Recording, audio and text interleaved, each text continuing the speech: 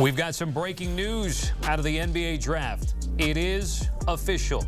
The Lakers in their second round pick at 55th overall select Bronny James out of the University of Southern California. LeBron and Bronny James set to become the first ever father-son duo to be in the NBA at the same time. Here's a look at father-son duos to play in the league at the same time, all time across North American sports. You see it happen in hockey once, football once, and a couple of times in Major League Baseball. All right, we are here in studio. Tim Doyle, Mike O'Donnell, I'm Tommy Tran. We were with you before the start of the second round, tail end of this said round. Tim Doyle, the Los Angeles Lakers have put LeBron James with his son, Bronny James. What do we think? I think we all anticipated that this was going to happen, but now that it's official, let's call it what it is. It's really cool. I mean, who would think basketball, a sport that you have to run up and down, 82 games, that we would see a father end up teaming up with his son? This was the missing piece to LeBron's legacy. He had done everything else. He had become a billionaire. He'd won championships. He had won awards. But playing with his son was ultra special.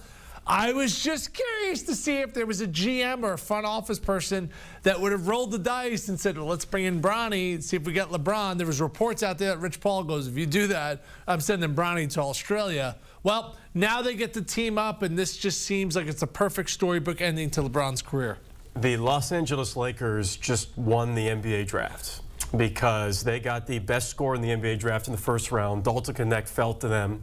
And they win on the court and they win off the court as well because they'll dominate the headlines.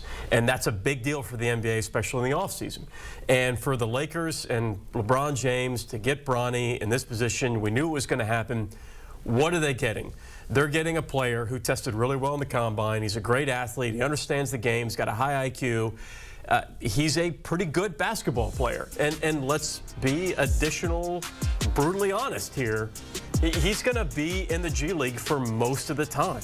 I think he'll most likely, I don't know, Tim, you might be able to speak to better this than me. I mean, probably do a two-way contract where he'll play a lot of games in the G League, and then the ratings will go up there, and he'll play some games, get called up and play some games and be with dad on the floor, and that's going to be something that everybody's going to want to see because it has never happened before. I think you're spot on. You know, I got a chance to see him in high school. He played my local high school, Glenbard West. Sierra Cannon sold out the game, Bronny James did, in 12 minutes.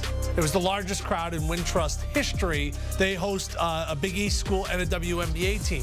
He has that sort of drawing power, but to Mike's point, he's going to be on an NBA. He's going to play NBA games this year. Oh, yeah. But he's still going to be getting his reps, his quality reps in the G League. Let's welcome in our NBA insider, Bill Ryder, to CBS Sports HQ. Bill, it is official. What more can you tell us into what went on with LeBron James, Bronny James, and the Lakers? Yeah, everything the guys were just talking about, the message had been clear for a long time. Don't draft Bronny James unless you are the Los Angeles Lakers, and obviously that's what transpired. Now, I do think that I'm with the guys. He absolutely should be a G League player, and he should be a two-way player, and he should be up and down. I can tell you that the people around LeBron don't necessarily see it that way, and LeBron James, as we have seen from this draft selection, is accustomed to getting what he wants. And so I do think the question about where Bronny will play his NBA basketball career to start is the same as where Bronny will be drafted. I think it'll be up to him and up to his dad, and not necessarily what's in his best interest in terms of how to develop this player. Bill, I'm curious to get your thoughts on what you were hearing. Mike had talked about it, and he shares a sentiment of a lot of people about Dalton Connect in the first round. Did that in any way sort of free up the ability to take Bronny James, or was this maybe always going to be the plan irregardless of what happened the night before? I think it's both. Look, I think Mike's 100% spot on what he said. I think it's a great draft for the Lakers, but this was always going to be Bronny James and the Lakers at 55. Unless, and look, I was with you, Doyle. I wanted some rogue GM to come in there. It would have to be someone who did not have an important clutch player on their roster and did not want them in the years ahead. and to be that maverick and to go and to get Bronny just to try and maybe put the pressure on the Lakers a little bit to spend more to go get him. But I do think it's a win. I do think it's a win for the Lakers on these 2 days of the draft. And I'll add to Mike's point, LeBron James is now going to stay in Los Angeles, whatever Rich Paul has said. We can expect, I would imagine, in the next 2 to 48 hours, whenever LeBron decides he wants to do this, to make the decision that he's going to opt out of his deal and probably sign an extension with the Lakers. That's certainly the expectation within the Lakers organization. So they get a really great player that falls in the first round. And then Bronny James, let's be fair, let's be, as Mike said, brutally candid. It's not about drafting Bronny James because of his basketball talent. It's not. It's about drafting Bronny James because of his dad's basketball talent. And the expectation is because of this inevitable decision, Dad is going to be a Laker for the foreseeable future as well as the son. The amazing part to me is LeBron understands his worth.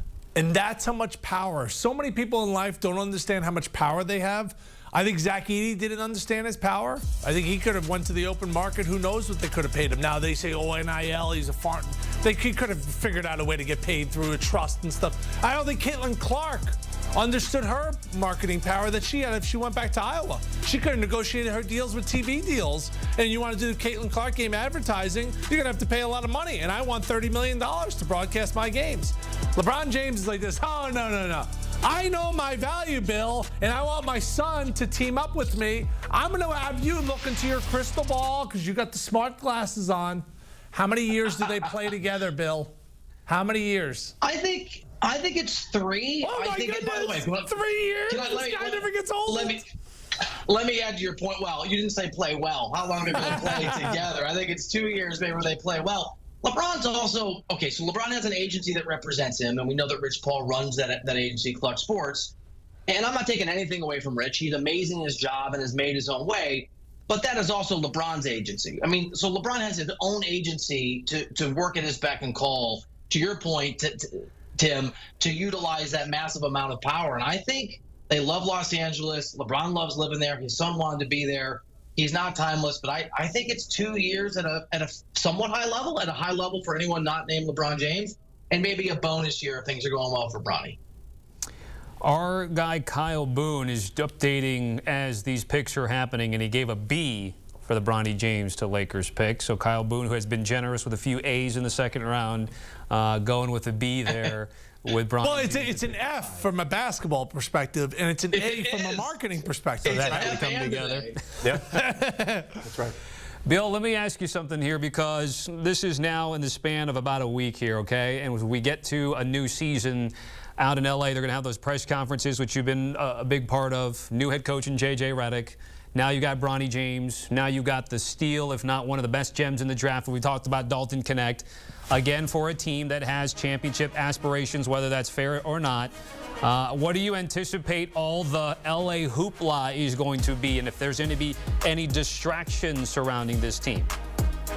Oh, I think it's going to be a circus, and I cannot wait. I think it's going to be nothing but distractions. Where is Bronny playing? How much is he playing? How is J.J. Redick doing? Does LeBron still like him? And let me say this about Connect, because he is a really nice player, and it's great that he fell to the Lakers. Something to keep an eye on. LeBron James and Anthony Davis, absolutely, I'm told, this isn't a secret, this has been reported universally, they want the Lakers to go and get one more superstar. Now, as of today, they were allowed to trade, or yesterday, 3 first-round picks. That wasn't true a couple days ago. Obviously, one of those picks is Connect. So maybe they'll keep him. He's a shooter. He's a nice player. There's a lot of value there. But also, if they want to go get a Trae Young or a DeJounte Murray, or if Donovan Mitchell makes himself available, I think he's probably going to stay in Cleveland or head east. But a player of that caliber, Connect could be included probably in that deal. Connect and the 2 first-round picks the Lakers are now allowed to move going forward. So that's some of the drama that could be out there. Guys, it is always a circus. It's always hoopla here in L.A. with the Lakers. You throw in LeBron's waning years, J.J. Redick's unique personality and lack of experience, Bronny James, and how much he's going to command and dictate headlines and attention. It is going to be, I'm not sure they're going to win a lot of games, but it's going to be a lot of ink and a lot of commentary that's going to be generated for this team.